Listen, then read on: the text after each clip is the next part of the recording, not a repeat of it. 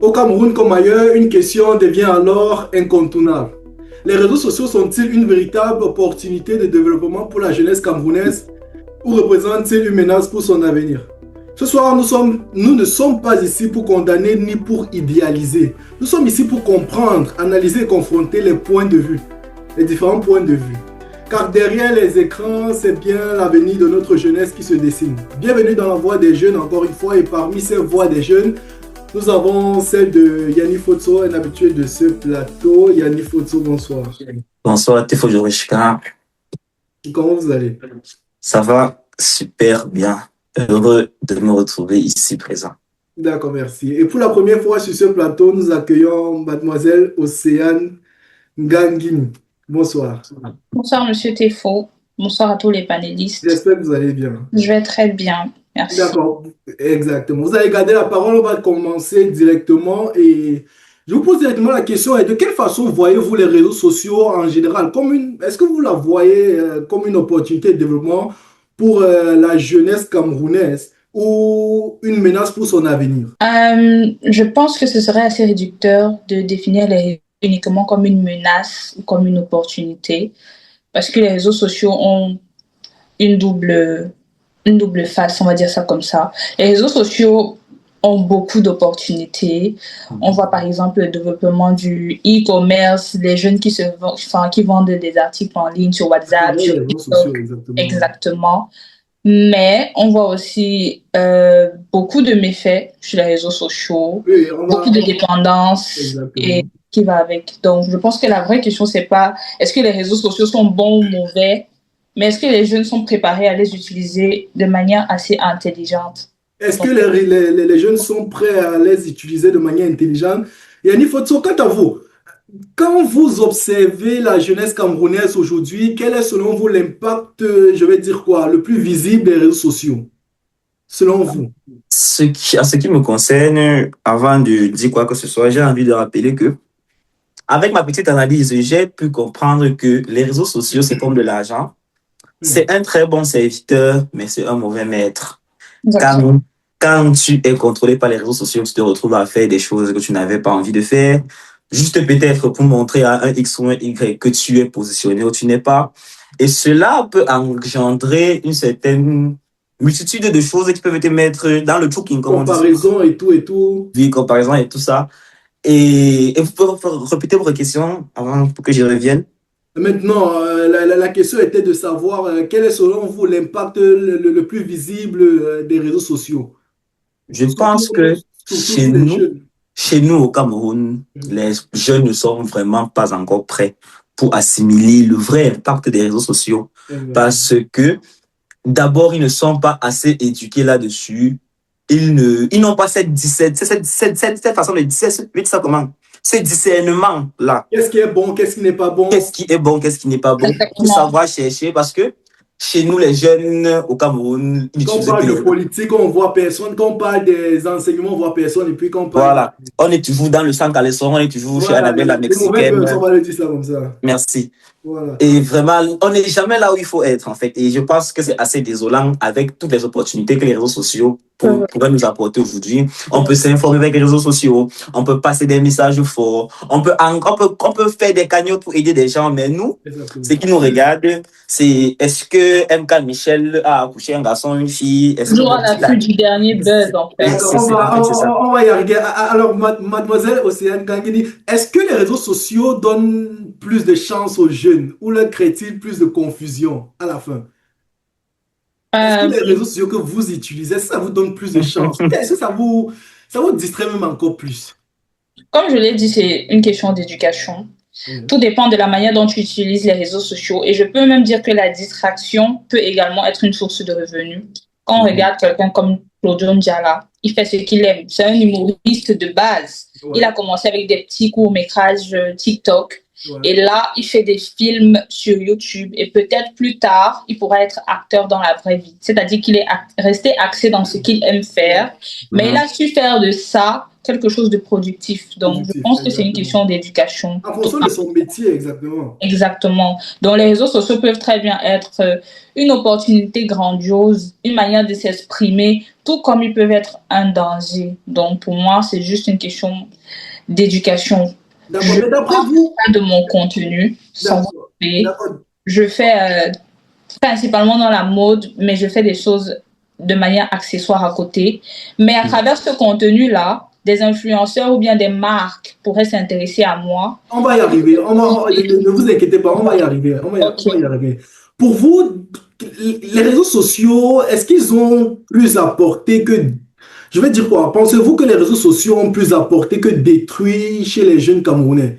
Au final, parce que vous avez parlé, je vais cette réponse-là. Est-ce que les réseaux sociaux ont plus apporté que détruit chez les jeunes Camerounais? Malheureusement, ils ont plus détruit parce Détruit, que bon. les jeunes Camerounais n'ont pas eu cette éducation-là, comme je disais tantôt. Donc, ils ont plus exploité l'aspect diversatif des réseaux sociaux que leur aspect constructif. Ils ont plus consommé que créé. Donc, ça a plus détruit que... D'accord. Monsieur Yannick Fauteux, est-ce que vous êtes d'accord avec son avis? En soi, je suis complètement d'accord avec Océane a dit. Le Camerounais n'est jamais où on l'attend. D'accord. Si je me dis que si les Camerounais mettaient autant d'efforts qu'ils mettent dans les futilités sur les réseaux sociaux, dans les trucs vraiment constructifs, se cultiver, créer, comme elle a dit, je pense qu'on sera vraiment très loin de ce débat, en fait. Je pense Pouvez-vous nous vraiment. citer certains principaux dangers des réseaux sociaux pour la jeunesse camerounaise? La mauvaise information, D'abord, ils se font tellement facilement arnaquer de par les placements de produits fallacieux que leurs créateurs de contenu font souvent. Le scam, c'est tellement facile. Qu'est-ce que je peux encore citer là? Je vais dire ça comment? Ça crée certaines... Ils sont envieux. D'accord. Les jeunes Camerounais ne comprennent pas qu'il y a la vie des réseaux Ils et la vraie vie. idéalisent la vie des réseaux. Exactement. C'est une Ils ne vie comprennent pas. virtuelle, justement. Et pour peu qu'ils voient un influenceur avec une détour, il ne sait pas si l'influenceur a pris ça par un sponsor ou par je ne sais qui. Ou bien c'est le crédit, il ne sait Ou bien c'est le pas. crédit, il ne sait pas. On veut se comparer. Il veut aussi. Il a Après, pris il se une retrouve. nouvelle voiture, je dois aussi le faire. Voilà. Après, il se retrouve dans les porte-monnaies magiques et on connaît ce qui en découle. Exactement. Bon, à partir de quel moment, mademoiselle Océane, à partir de quel moment les réseaux sociaux cessent-ils d'être un outil pour devenir un danger? À partir de quel moment?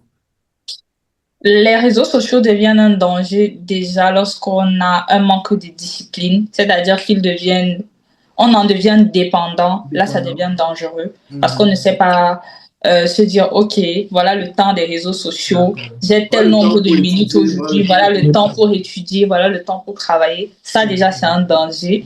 Aussi, quand on a un manque de confiance en soi, on va se comparer à tout ce qu'on voit, à toutes les personnes qu'on verra.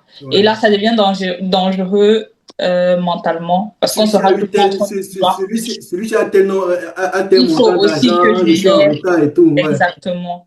Il devient également un danger lorsque on peut, du moins les personnes qui s'exposent sur les réseaux sociaux, indirectement, ils exposent aussi leur vie. C'est-à-dire qu'on devient vulnérable aux hackers, comme Yannick l'a dit tout à l'heure, à toutes sortes de piratages, etc. Donc, c'est pas une blague. Aujourd'hui, on se rend compte que en fait, nos vies sont sur les réseaux. Oui. Exactement. C'est très dangereux. On ne se rend peut-être pas compte. Mais vous avez parlé d'addiction numérique chez certains jeunes. Monsieur Yannick Foto, ne voyez-vous pas que ça devient de plus en plus, nous devenons de plus en plus, je vais dire quoi, addicts à nos téléphones. Quand je parle de téléphone, ça veut dire réseaux sociaux en général, parce que c'est la thématique du jour. Oui, et c'est assez malheureux parce que aujourd'hui, tu peux aller dans un restaurant, les gens sont assis, ils ne profitent même pas du moment ensemble, mais chacun est sur son portable. Dans les transports, ça se voit. Peut-être dans les transports, c'est un autre cas. Mais je vais dire quelque chose qui va un peu, je vous coupe pas, je vais dire quelque chose qui va un peu déplaire à certains. Aujourd'hui, on vous sert la nourriture, vous le mangez, puis vous consommez d'abord. Le snap, oui. Non, non, Le premier réflexe, c'est de filmer. parce qu'on doit d'abord poster. Poster, En tout cas, exactement. en ce qui me concerne, quand je me retrouve au restaurant avec quelqu'un ou n'importe où, ma première règle, c'est pas de téléphone. On ne doit avoir aucun téléphone jusqu'à ce qu'on sorte, en fait. Et je pense que c'est dans les, Une règle qui devrait être instaurée de manière oui, générale. on va y arriver aux solutions. On pourrait aussi voir ça dans des couples. Tu es sur le lit avec ta femme, vous deux, vous êtes sur vos téléphones, vous c'est ça, passez tout le c'est- temps Vous ensemble. ne communiquez pas. on voit même des frères dans les mêmes maisons qui communiquent avec le téléphone. Dans la, dans les- Maman t'appelle. Alors que tu peux lui dire. En soi, c'est pas si grave que ça, mais ce sont des petits trucs qui montrent que vraiment, on tombe je sais pas, dans la folie, dans l'absurde, en fait. Folie. Dans la folie, dans l'absurde. Exactement. Est-ce que ces comportements-ci et les valeurs, est-ce que les réseaux sociaux contribuent-ils à la perte de certaines valeurs chez les jeunes, comme vous le dites? Pour moi, Hum, ah, désolée. Allez-y, allez-y. Allez-y, allez-y. Pour moi, oui, beaucoup, beaucoup.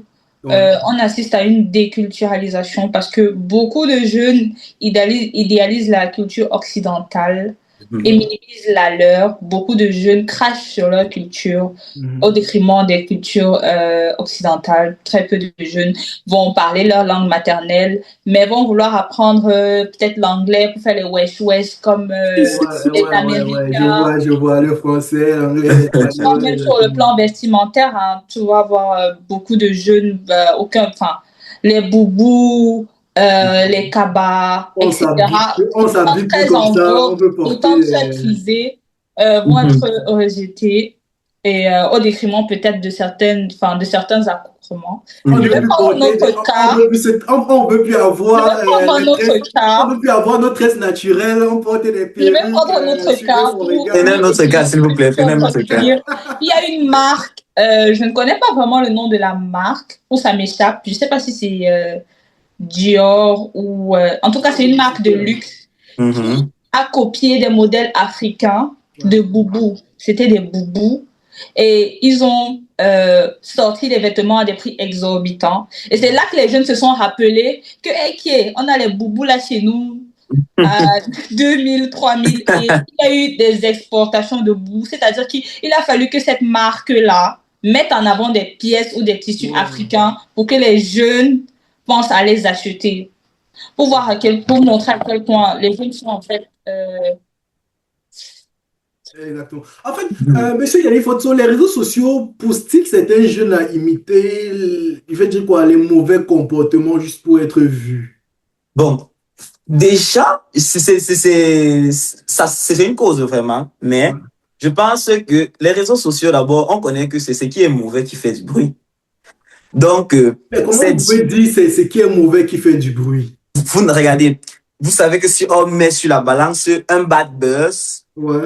peut-être, je ne sais pas, quelqu'un a reçu un prix Nobel de mathématiques, qu'est-ce qui va plus peser sur la balance Mais derrière? pourquoi cela? Pourquoi bien cela? Pourquoi évidemment. cela? Parce qu'on dit souvent qu'il faut 5 bonnes habitudes pour cacher une mauvaise habitude. Ça veut dire que le mauvais est toujours plus dominant sur le... Malheureusement, c'est comme ça, on ne va pas... Pourquoi est-ce que quand un médecin lance son live pour parler de la santé, on ne se connecte pas? Pourquoi est-ce que quand c'est une influenceuse, un influenceur qui va parler des inutilités pour nous abrutir, on va se connecter? Parce que les réseaux sociaux, d'abord, c'est fait pour se divertir, pour la plupart.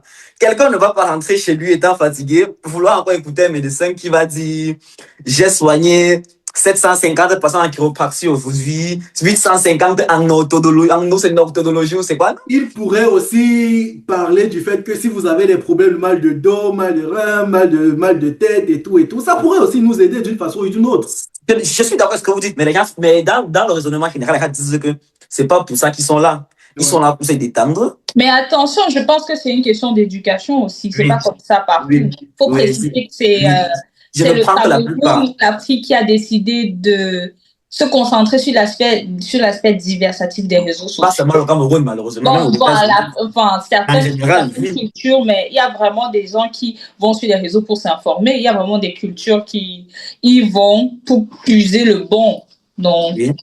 C'est Mais pas toujours les réseaux. Parfois, c'est les mentalités d'éducation aussi qui jouent un rôle. voilà. Et aussi, vu que c'est le mauvais, entre guillemets, comme je disais, qui fait du bruit, les différentes entreprises qui gèrent ces réseaux sociaux vont forcément mettre ce mauvais-là en avant. Vous voyez, sur notre page. Je voudrais comprendre un truc. Mhm. Pourquoi est-ce que, quand il y a une personne, pourquoi est-ce que pour être connu, pour être vu, il doit avoir des, comme on dit souvent au quartier, il doit avoir ces nuls doivent être dehors, ou bien il doit avoir, il Quelque doit avoir un chose. conflit, ou bien je comprends pas. Pourquoi cela? Pourquoi est-ce que une personne ne peut pas fréquenter, va sur les réseaux sociaux, parle de son métier? Elle a parlé, elle a parlé des comédiens qui parlent, qui font leur métier sur les réseaux sociaux. C'est bien. Non, Ça nous parce que, divertit. comme j'ai dit, Pourquoi c'est est-ce que nous ne ennuyant. pouvons pas Malheureusement. aussi le faire? Malheureusement, c'est ennuyant. Pourquoi pour être vu, il faut faire du bad buzz, comme vous l'avez dit? On doit faire du bruit pour se faire connaître. Pourquoi? C'est ça, c'est ça. Qu'est-ce que je voulais que je vous dise? Moi, personnellement, il y a beaucoup de créateurs de contenu que je n'ai pas eu besoin de bad buzz pour les connaître. Mais si aujourd'hui, on prend tous nos plus grands créateurs de contenu, Céleste Victorien a été connu pourquoi? Parce qu'il parlait de sang dans le sang, on ne va pas se mentir. Oui, il faisait cette tactique. Il faisait cette tactique. C'est ça, il vous dit. Il faisait cette tactique. Parce que, bien avant ça, Céleste Victorien dansait sur les réseaux sociaux. Il faisait ses petites vidéos où il ne sait pas ce qu'il faisait. Il n'avait pas de buzz. Mais du moment où il a commencé à parler de relations humaines, c'est qui veut dire ça, comment les gens se sentent plus concernés dedans. Combien de personnes se sentent concernées par ce qui se passe à l'hôpital? Jusqu'à ce qu'il arrive à l'hôpital, il ne sera pas concerné. Alors que tout le monde peut se rendre compte, peut se sentir concerné du fait qu'il y a une fille ici qui m'intéresse, il y a une fille là-bas qui m'intéresse et tout ça. Moi, je pense aussi que, comme on dit souvent, on ne change pas l'équipe qui gagne. Les jeunes vont naître dans certains contextes. Et ils vont... Non, c'est une manière de gagner. C'est quelle équipe? Je m'explique. Tu vas voir une jeune fille, par exemple, elle est dans sa vingtaine, elle se rend compte que les opportunités de se faire de l'argent au Cameroun sont difficiles. Et elle va sur les réseaux, elle se rend compte que telle autre fille qui exhibe son corps a des partenariats, a des hommes qui... Par exemple. À ce moment-là, je crois qu'elle va se dire quoi? Du moins, elle se dira, ok, on ne change pas l'équipe qui gagne justement. Vu que qu'elle se déshabille. Si cette astuce-là a marché pour elle, voilà, je vais passer par le même canal. Et malheureusement, beaucoup de filles suivent ce canal-là, justement parce que celles qui les ont précédées l'ont fait et ça a fonctionné. Donc, exactement. Malheureusement, comme vous l'avez si bien dit, nous sommes sur cette chaîne pour édifier les autres qui nous regardent et pour regarder comment ensemble, comment on peut faire avancer le Cameroun, comment on peut faire avancer, comment on peut changer les mentalités pour qu'on puisse raisonner de manière positive et avancer ensemble. En fait, maintenant, on va se baser sur le côté solution. On va se baser sur les solutions. Côté solution, que peuvent faire les parents d'abord? On prend d'abord le cas des parents. Que peuvent faire les parents pour mieux encadrer l'usage des réseaux sociaux par leurs enfants? Monsieur Yannick, il faut la question. Ce qui concerne les parents, moi, peut-être ce que je vais dire va paraître fou, mais je pense que les parents devraient exposer les enfants aux réseaux sociaux le plus tôt possible. Ah ouais, non. Je vous dis, parce que... Une étude a montré, en fait, pour ne pas vous couper, une étude a montré ceux qui créent ces réseaux sociaux, pour ne pas les citer, c'est-à-dire WhatsApp, Twitter, X et tout. Une étude a montré que leurs propres enfants n'utilisent pas ces réseaux sociaux à partir d'un certain âge. Pour certains, c'est 12, pour certains, c'est 15. Je pense qu'on devrait le laisser s'exprimer parce que moi, je ne comprends pas sa thèse. Un simple exemple. Oui. Vous avez déjà vu comment une fille ou un garçon qui a son premier téléphone en terminale est choqué par tout ce qui lui arrive. Il peut facilement se perdre dedans. Il n'a pas de repère. Il consomme sans comprendre toute information. Il ne fait que recevoir. Alors que je vais prendre mon cas, par exemple. J'ai un téléphone Android depuis la classe de 6e. J'ai eu le temps de comprendre les réseaux. J'ai eu le temps de faire mes erreurs. J'ai eu le temps de comprendre où il faut chercher.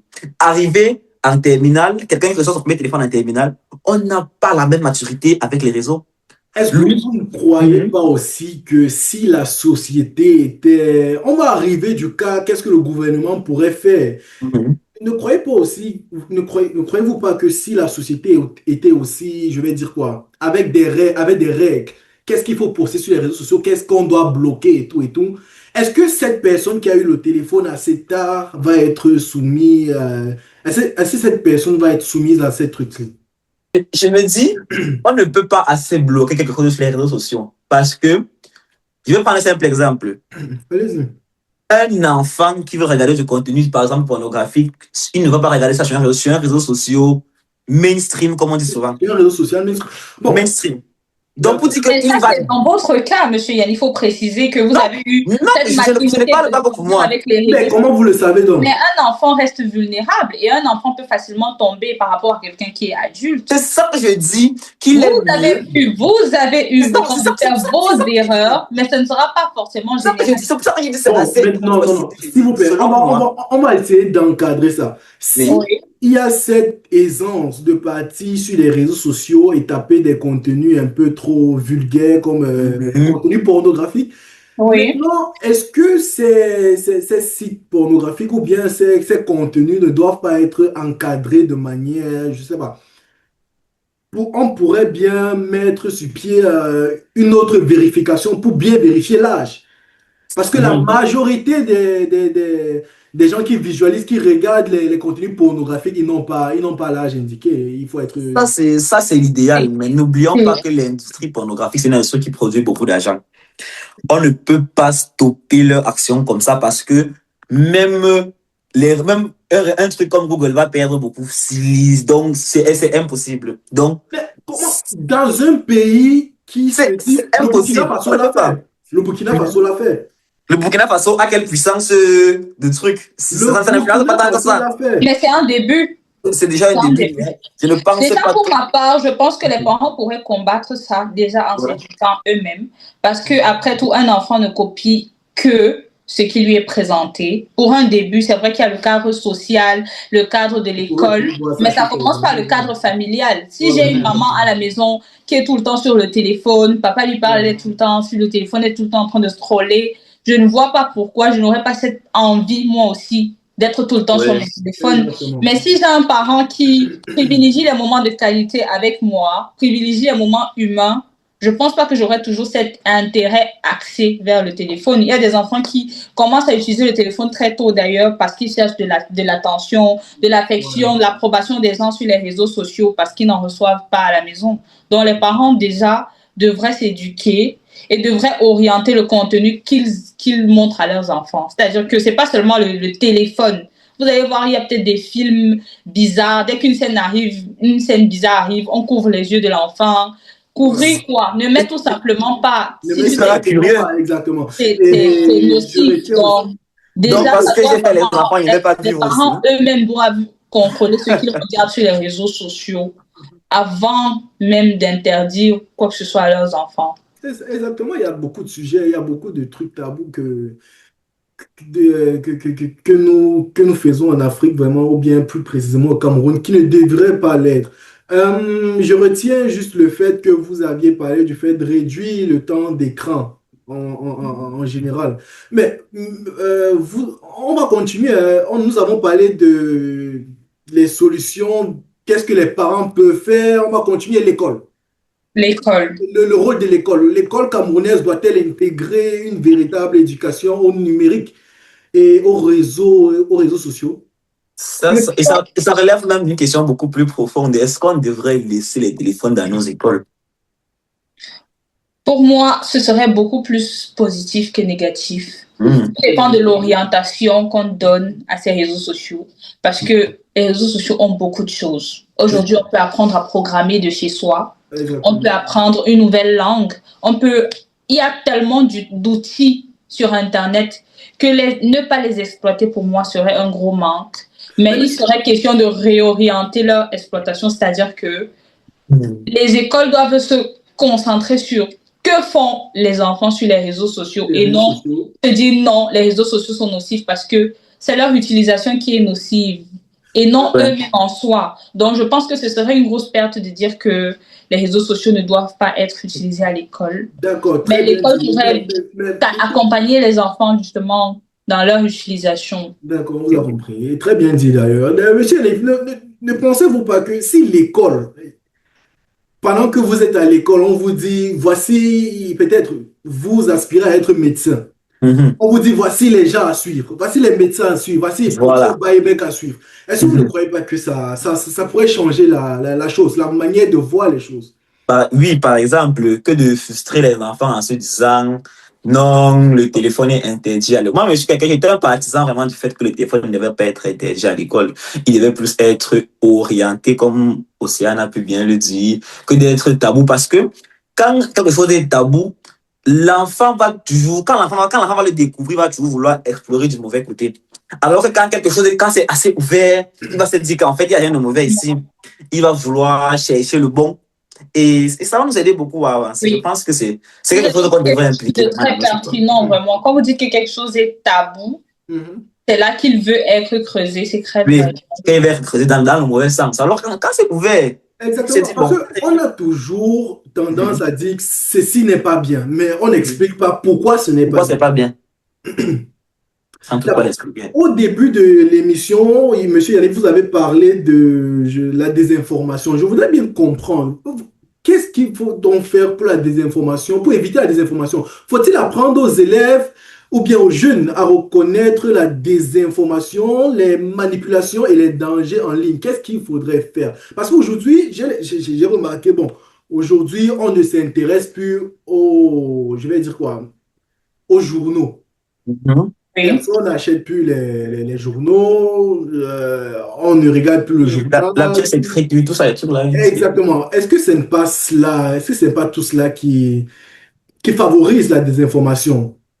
donc, c'est pas aussi comme si nos journaux étaient les plus précis parce que, je vais prendre un cas du Cameroun. Au Cameroun, les journaux mainstream, comme il dit toujours, Ouais, sont vraiment, sont vraiment contrôlés et scrutés. Tu ne ouais, vas jamais voir Cameroun Tribune poster un truc, un thème vraiment problématique pour le pouvoir en place, par exemple. ouais. Si tu veux vraiment trouver, il faut que tu sois vraiment quelqu'un qui cherche. Mais il y en a plusieurs Il y en a. journaux de l'opposition aussi. Il y en a, mais c'est que ça pour ça que j'ai dit mainstream, c'est pas ce qu'on trouve partout.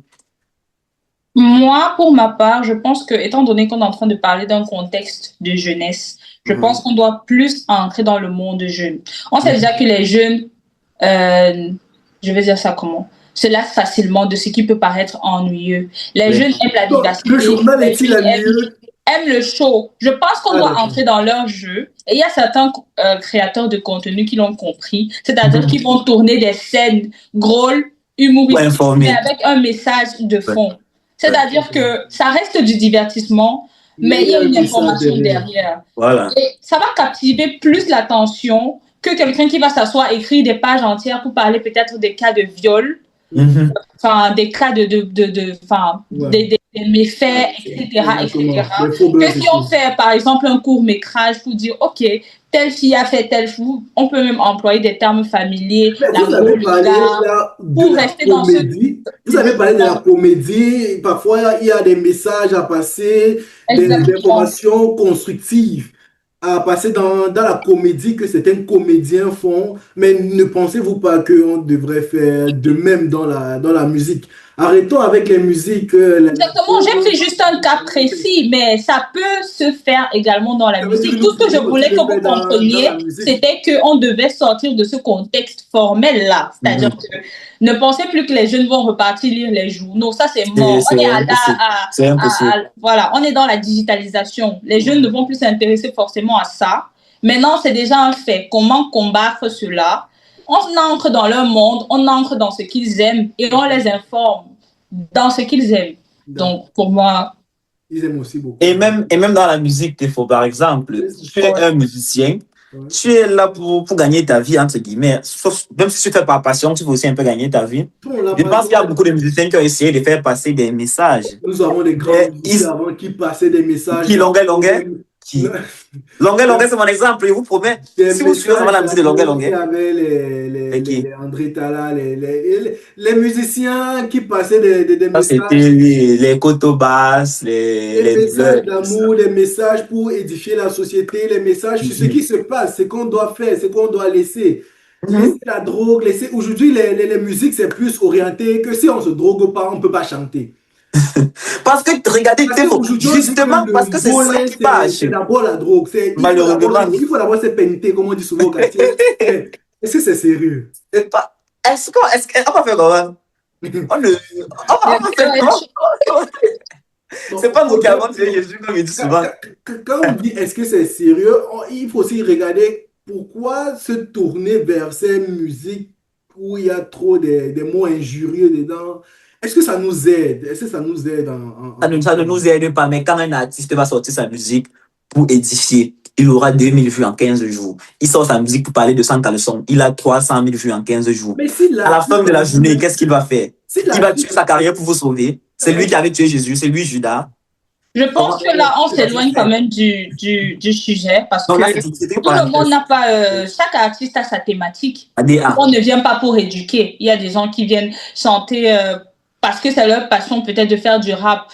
Il y en a qui viennent... Tout le monde ne vient pas avec cette méthode éducative là dans la musique. Donc, mettre ça sur le dos des artistes, ce serait un peu biaisé parce que chaque artiste a son style. Tout le monde a son rôle à jouer, comme je disais encore. Oui. Que ce soit les comédiens, les artistes, les influenceurs. On va arriver dans le cas des influenceurs et des influenceuses, bien évidemment. Mais oui. On va arriver là parce que nous avons beaucoup des influenceurs qui détournent les enfants ici d'ailleurs. Qui détournent les enfants.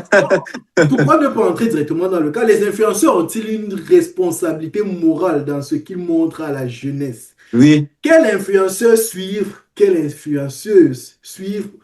Et quel ne doit-on pas suivre? Peuvent-ils devenir des modèles positifs au lieu de seulement, je vais dire quoi, chercher le buzz? Je vais vous prendre un simple exemple comme Céleste Victorien, par exemple. Céleste Victorien, quand il a commencé avec ses tactiques pour draguer et tout ça, les gens ont aimé. Quand il a commencé à vouloir édifier, qu'est-ce qu'on a dit? Les gens lui ont jeté la pierre en disant que non, mon ami, toi, tu es un influenceur de sans caleçon, reste dans ton sans caleçon. Et à ce moment-là, vous pensez que ça va encore l'encourager demain à continuer sa vidéo, à continuer à édifier? Il faut vraiment qu'on se comprenne parce que l'influenceur, c'est celui-là qui est suivi. C'est celui-là qui peut... Il a de l'influence. Exactement. Il peut modifier la pensée de quelqu'un. Elle a pensé, elle est influenceuse, mademoiselle Océane est influenceuse. Elle peut influencer. Encore. Elle influence même déjà. Elle influence. Elle peut influencer la manière de penser de d'autres. Elle peut modifier la manière dont les autres peuvent penser. Elle fait du contenu, elle va se vendre tout à l'heure là, mais quand elle, par exemple, met du contenu sur quoi porter, elle a acheté ça ici, ça nous influence. Nous aussi, quand on voit comment c'est bien sur elle, on va se dire non, je veux aussi aller là-bas. Oui. Mais, mademoiselle Océane, est-ce que les influenceurs et les influenceuses n'ont-ils pas un rôle à jouer dans la société? Pourquoi toujours chercher, comme on dit sur vos quartiers, le mauvais buzz? Pourquoi il faut toujours les affaires de sans caleçon? Je pense que chaque influenceur a sa niche. Quand je dis sa niche, c'est-à-dire que à sa direction artistique, on appelle ça comment? ADA. Ses auditeurs ou bien il a un public précis. Imposer aux influenceurs, certes, certains ont des contenus pas très mais je pense qu'on devrait plutôt orienter la jeunesse sur quel influenceur suivre et non dire aux influenceurs ce qu'ils ont à faire. Parce que chacun vient sur les réseaux avec sa personnalité. Et tu ne vas pas changer ta personnalité parce qu'il faut influencer des gens. C'est-à-dire que Céleste Victorien, comme Yanni va dire tout à l'heure, il est venu avec un concept de danse. C'est ce qu'il est. C'est ce qu'il présente. Il a essayé de s'insérer dans le monde des réseaux sociaux, parce que les réseaux sociaux, c'est un jour blanc, un jour noir, un jour on va t'aimer, un jour on va te détester. Et il a vu qu'il n'allait pas s'en sortir parce que les gens ont des avis différents et ça sont des énergies négatives. Chacun pense si, ça, si, ça. Donc pour moi, les influenceurs devraient rester eux-mêmes parce que ils auront forcément leur niche, ils auront forcément leur auditoire. Diana, par exemple, c'est une jeune influenceuse qui a des problèmes de français, on va dire.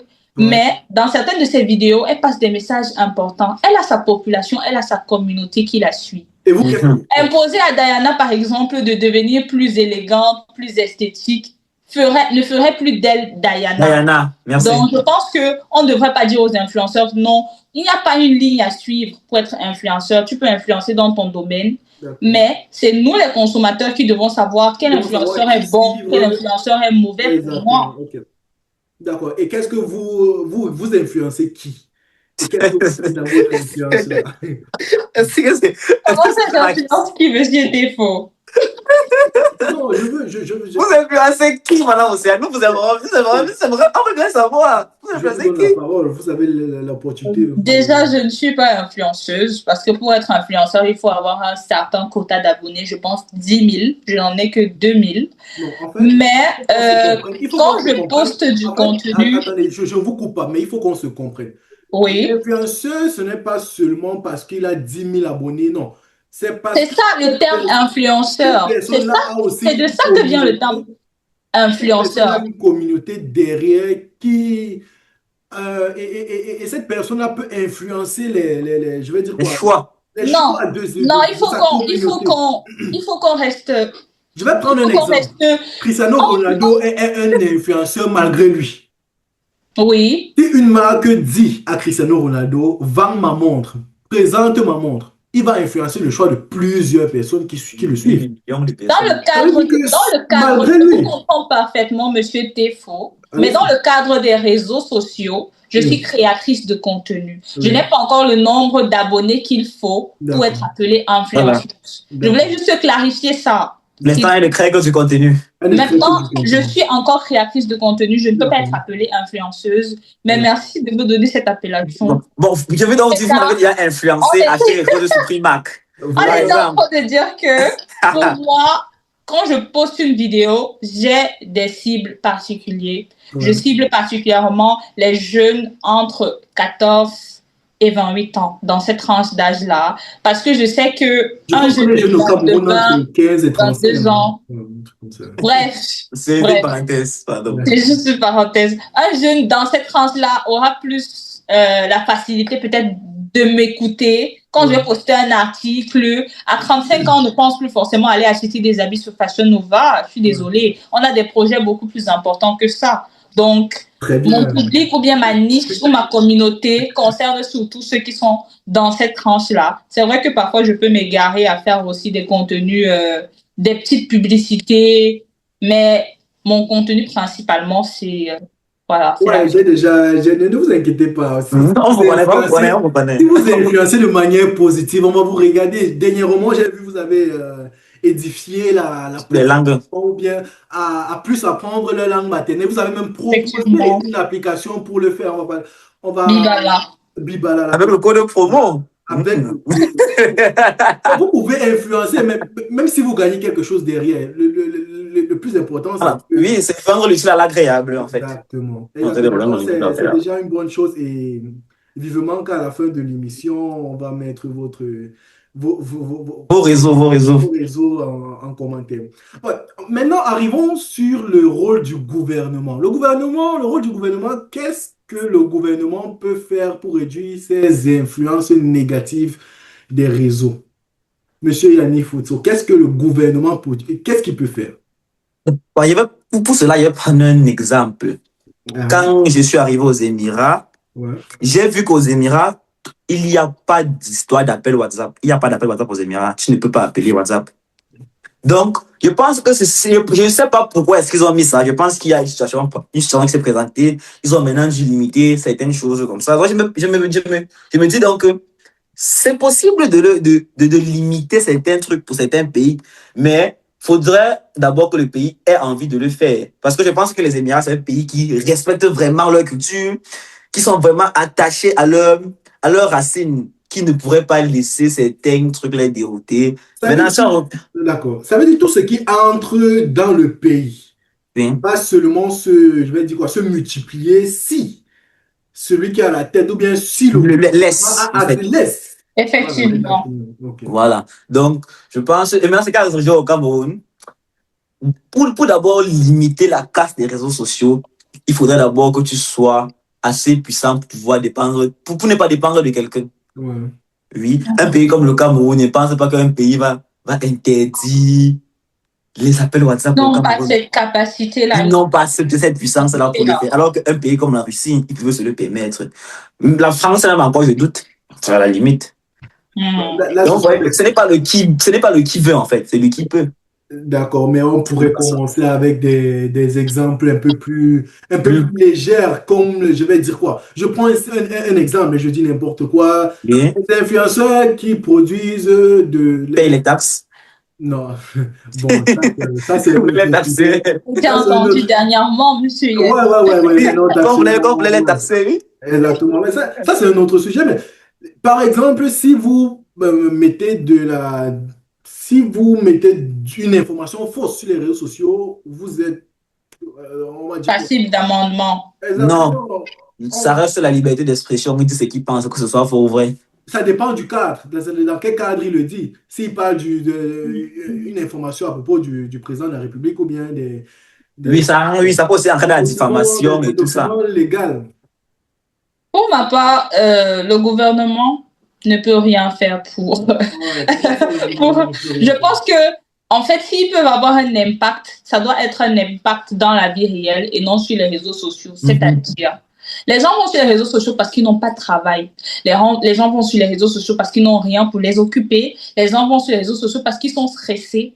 En Allemagne, par exemple, tu as ton job qui t'occupe. Donc, tu as peu de temps pour être sur les réseaux sociaux. Alors qu'un jeune Camerounais qui a tous ses diplômes en poche, il est à la maison, il va faire quoi? Il va scroller. Donc, si le gouvernement veut vraiment s'en mêler, je pense qu'il devrait créer des opportunités pour les jeunes pour qu'ils puissent extérioriser leur talent ailleurs. Parce que quand il n'y a rien à faire, quand on s'ennuie, on va forcément aller scroller sur des bêtises, quoi. Justement. Et aussi, les réseaux sociaux, comme j'ai dit au début, permettent également de se faire de l'argent. Donc, vous n'allez pas nous interdire les réseaux alors que je peux faire du e-commerce. Vous ne me donnez pas du travail et vous ne voulez pas que j'ai un gagne-pain quotidien. Donc, s'ils veulent vraiment limiter l'accès aux réseaux sociaux, ils ne le pourront pas parce qu'ils n'auront rien pour compenser le manque que va les réseaux sociaux. C'est au Gabon. C'était quand on se plaignait du vol à grande échelle qu'il a commis. C'était pour un peu brouiller. Voilà. C'était le rôle du gouvernement et vous avez dit ça, c'était plus que pertinent. Maintenant, le rôle de nous-mêmes, nos rôles à nous-mêmes, c'est-à-dire le rôle des jeunes eux-mêmes. Comment amener les jeunes à comprendre que tout ce qui est viral n'est pas forcément utile ou bon? Comment je fais pour amener Yanni Fotso pour dire que la fille qui tourne les fesses sur TikTok là, ce n'est pas un peu trop précis. Monsieur Yanni, c'est un peu trop précis à mon goût. C'est un exemple.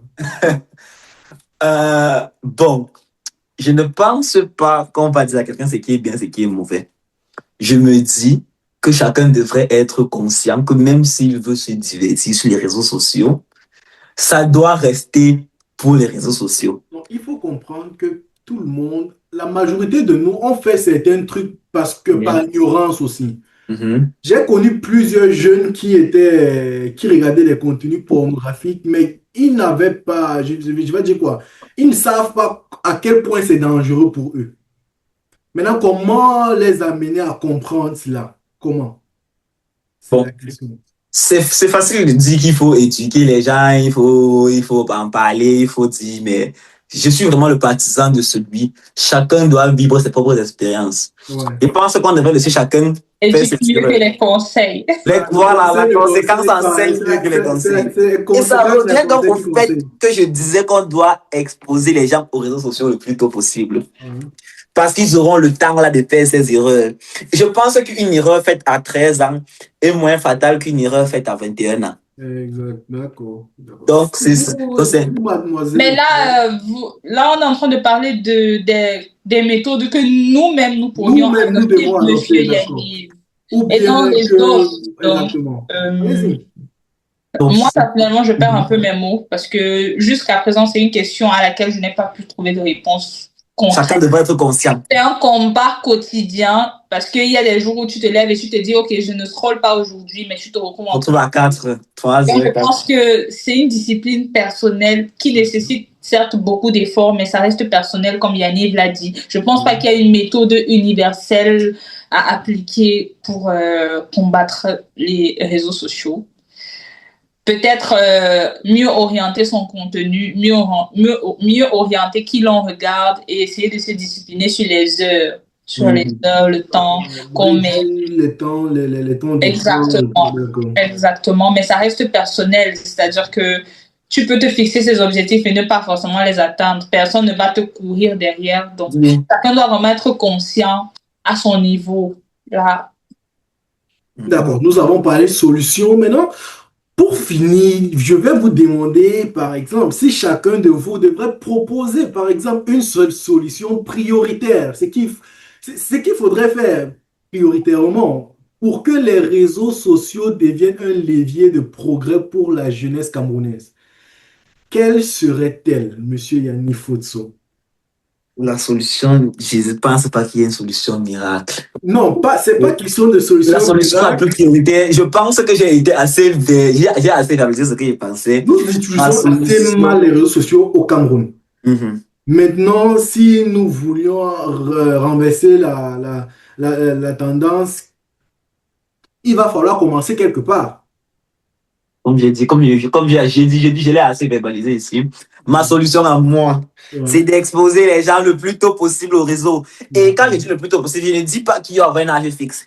Quand tu vois ton enfant, chacun connaît son enfant, chacun connaît ce que son enfant peut assimiler ou pas. Si tu vois que ton enfant peut assimiler les réseaux à partir de 14 ans, parce que 14 ans, tu le mets devant les faits accomplis. Il arrive sur les réseaux, il comprend que c'est mauvais pour lui. Après, il comprend que c'est mauvais pour lui. Les chanceux comprennent après que c'est mauvais pour eux. Mais les malchanceux, les malchanceux se perdent. On va blâmer que tu sois malchanceux. Non, mais on va pas le dire comme ça. Si à un moment donné, tu n'arrives pas à comprendre que c'est mauvais pour toi, ça va être un sacerdoce toute ta vie. C'est pas demain que ça va changer. Si on t'expose à 22 ans, tu auras tous les problèmes qu'on t'expose. Donc, si déjà pour toi, tu n'arrives pas à voir qu'à un moment donné, c'est mauvais pour toi. Est-ce que ce serait possible de reformuler la question parce que je suis un peu perdue dans vos réponses et tout. Et je pense qu'il faut essayer de dire que c'est quoi la solution qu'on doit mettre le plus en avant selon toi. Exactement. En fait, les réseaux sociaux aujourd'hui au Cameroun, nous les utilisons assez mal. Oui. Pourtant, c'était un levier de développement. Nous avions déjà en parlé ici. Et on voit qu'il y a plus de bien sur les réseaux sociaux que... Bon, on a dit qu'il y a plus de mal que de bien, mais on peut en tirer plus de bien que de mal. Maintenant, comme au Cameroun, c'est assez mal utilisé, il faille bien commencer quelque part pour tourner la tendance. Et pour vous, si vous pouvez proposer une solution prioritaire pour que les réseaux sociaux deviennent un levier de progrès pour la jeunesse, quelle serait-elle? Lui, il a parlé par exemple du fait que nous devions donner, c'est-à-dire laisser les enfants devant les faits accomplis. Je ne suis pas d'accord avec cela, mais c'est son avis. Et pour vous, où devions-nous commencer? Où? Est-ce que pour moi, par exemple, moi je me dis que nous devions commencer, c'est l'État qui doit commencer les choses. Pour moi, si un influenceur, je prends par exemple, si Yannick Fotso est influenceur et qu'il met des contenus assez vulgaires, assez pas bons pour la visibilité, on va le dire comme ça, il doit être puni pour ses actes, il doit être réprimandé et les sanctions doivent suivre. Parce que les sanctions doivent suivre, les autres vont voir et ils vont comprendre. Je vous rejoins parfaitement et je pense qu'en plus de cette mesure-là, on devrait également primer l'excellence parce que aujourd'hui, malheureusement, une Miss va être primée, alors qu'un Je chirurgien, suis Oui. d'accord, à 100% un d'accord. médecin ne sera pas primé pour ses progrès. On Donc, va reconnaître d'où ça sort. Ouais, ouais. quand vous prenez le levier de l'État, c'est une très bonne chose. Donc, non seulement l'État devrait vraiment punir sévèrement. On a vu, Ouais. par exemple, le cas de Cynthia Fiangan qui a été envoyée en prison. C'était une très bonne résolution. Donc, non seulement des méthodes strictes devraient être appliquées aux personnes qui ne proposent pas des contenus de qualité ou des contenus proposent des contenus assez bizarres, mais en plus, on devrait plus mettre en avant les gens qui font du bon travail. C'est-à-dire que C'est-à-dire, à la fin, la on finalité, retient. les jeunes veulent l'argent. Si un jeune voit que je peux faire ça et je peux faire un bon truc, je peux me lancer dans les réseaux, je peux faire du marketing digital, je peux faire du e-commerce et être valorisé pour ça aussi, il aura plus, peut-être Envie envie de le faire. d'être Mais vu peut-être que aussi. ces gens-là ne sont pas valorisés, on valorise plutôt le mauvais. C'est On ça, prie des Fianga. influenceuses, on prie En fait, la pour récapituler, facilité.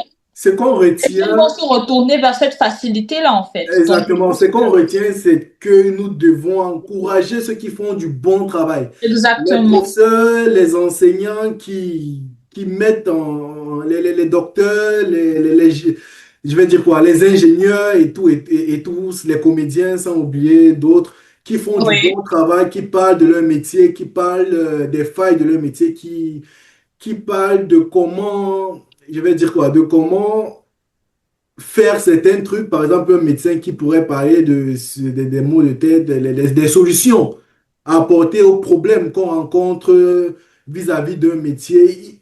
C'est-à-dire, ce qu'on pourrait faire, c'est les apporter euh, un soutien. oui, En faisant quoi? En exactement. repartageant, en likant, Même des en abonnant primes aussi. financières également. Même financièrement aussi. Oui. D'accord.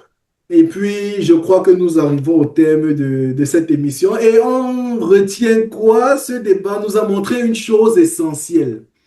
Les réseaux sociaux ne sont ni entièrement une bénédiction, comme nous l'avons vu, ni entièrement une menace. Ils sont Oui. avant tout un miroir de notre société, de nos choix, de nos valeurs, de notre niveau de responsabilité surtout. Mhm. Et la jeunesse camerounaise n'a pas seulement besoin d'être connectée, elle n'a pas seulement besoin d'être connectée, elle a besoin d'être éduquée, encadrée, responsabilisée et préparée à faire du numérique un outil de progrès plutôt qu'un piège pour l'avenir. Oui, je pense que la jeunesse devrait sortir de la consommation et entrer dans la création également. D'accord, donc Arrêter de consommer les réseaux, créer sur les réseaux. créer du bon surtout. La vraie question n'est donc pas de savoir si n'est donc pas de savoir si les réseaux sociaux sont bons ou mauvais. La vraie question est celle-ci. Allons-nous laisser les réseaux sociaux façonner notre jeunesse au Exactement. hasard ou allons-nous apprendre à notre jeunesse à maîtriser avec intelligence? Merci à nos invités. Merci à vous, Yannick Fotso. Merci à vous, Océane Ngangini, d'avoir Compris. participé. Merci à vous qui regardez cette émission et continuez ensemble à ouvrir des débats qui éveillent des consciences et construisent l'avenir. Encore une fois, c'était La Voix des jeunes et à très bientôt.